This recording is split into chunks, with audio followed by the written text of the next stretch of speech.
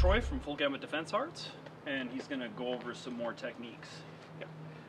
So first, a little explanation. Chin gnaw is not just joint locking. Okay, that's just one aspect of it. There are 5 main aspects of it. I was just going to name them, and then we'll kind of demonstrate a little bit what each one of those would be. So joint locking is level 1. That's actually the lowest level of it. Then you would also have what's called separating the muscle and bone. And that sounds exactly like what it is. I am actually digging in to places where there aren't necessarily pressure points, which is another type. I'm not necessarily ripping it away. I'm just using that as a pain and a control. Definitely. So if I'm trying to get some sort of a joint lock, and he's fighting me, and he's strong, and I'm just not getting it, I can try to get in here, and I'm not necessarily, I might have hit a pressure point there, but I'm not necessarily hitting a pressure point. I can also come up into the muscle here. I can feel it, yeah. That's different. That's a different sensation. And I'm coming in here with the thumb on the other side. And I'm using that to help me get that control, or to overcome the strong muscle that I don't have the strength, or I just wasn't aligned to get. Next would be sealing the breath, which fairly obvious. That's mostly going to be choking techniques that attack the esophagus, the larynx. So you're going to be cutting off the breath. Actually, here is a chin gnaw technique that seals the breath. Hook, and now straight down. Oh, that is, sorry. Yeah.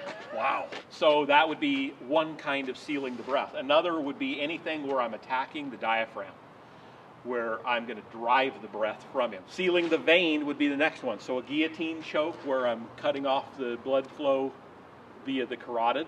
That would be one, but I can also use it in the limbs or in the body if I am attacking a vein, an artery, where I'm cutting off flow to the limb to make it go numb.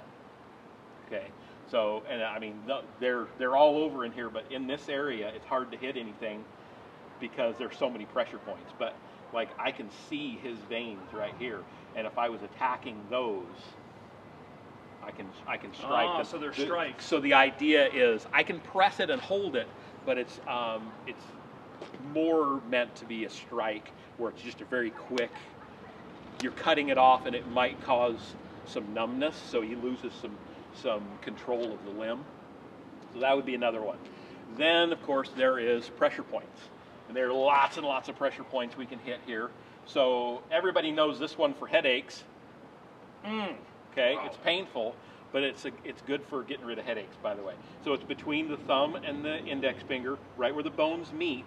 I drive in and towards the wrist. And you can hold that on yourself to get rid of headaches, but it also is painful. Yeah, big time. Okay. Other pressure points that you can use, like one I used earlier, it's on the inside of the bicep. It's right around in there. Okay. So I'm going right about in the center. It's almost the same. Oh, I can feel it right there, yeah. Yeah, and that's the pressure point. Now, if I'm doing going back to separating the muscle, I'm coming up above it or below it, and I'm separating. I'm just driving my fingers in between the muscle and the bone. So that's the difference. I can hit points, pressure points, acupuncture points, or I can, there's another one here that I can use. Wow. So if you have a really strong grip on me, and I can't get this. Oh, wow. Yeah, no, that's real. That is real. There's people that are like, pressure points are BS. No, that's now, real. You just have to know where they're at. Yeah, you'd have to know where they are. Now, I am of the school that believes trying to strike them while we're out here mixing it up. It's possible. It's very impractical to try to do it. But if we're grappling, I can get hundreds of pressure points.